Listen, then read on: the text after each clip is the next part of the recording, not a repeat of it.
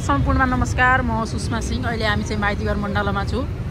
Doctor निक्लोस भुसालको आमरण अनसन हेर्न सक्नुहुन्छ। यसरी यो मागहरू यसरी तयार गरेर राखेको छ। हत्यारा र कारबाही जेन्जी बलिदान बिहा भ्रष्टाचारीहरूको छानबिन र कारबाही संविधान संशोधन विदेशमा भएका मद्दतीहरू प्रत्येक विभागमा कार्यकारी प्रधानमन्त्री प्रदेशसभा राष्ट्रिय सभा खारेज प्रधानमन्त्री र गृहमन्त्रीको राजीनामा पहिला माग पुरा र अनि मात्र निर्वाचन भन्ने जो मागहरू छन् यो माग एकदमै स्पष्ट र स्पष्ट छ।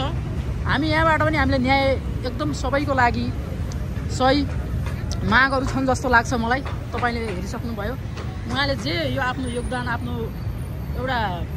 आफ्नो ज्यानलाई पनि एउटा सुरक्षा दिन नसकेर यसरी बिरामी भएर उहाँ हस्पिटलमा हुनुहुन्छ।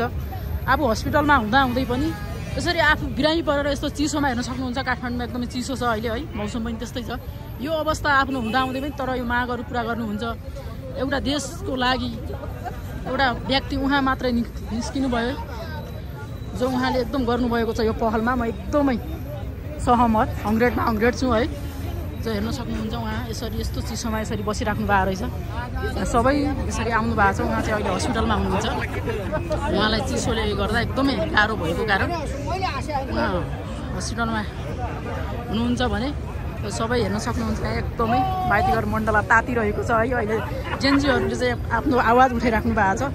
जो आवाज यो सरकारले नसुनिदिँदा चाहिँ हामीलाई एकदमै गाह्रो भइरहेको अवस्था छ। अहिले चाहिँ जेन्जीहरूले एउटा उठाएको आवाजमा समर्थक हाम्रो सरकार छैन भन्ने मैले एउटा प्रश्न यता भेटाएको छु भने यति भन्दै हजुरलाई यति जानकारी गराउँदै फेरि पनि उहाँ हस्पिटलबाट आए पछाडि म फेरि पनि हजुरलाई एउटा भिडियो मार्फत जानकारी गराउने नै छु। हेर्न सक्नुहुन्छ यहाँ आमरण अनसन 10 दिन।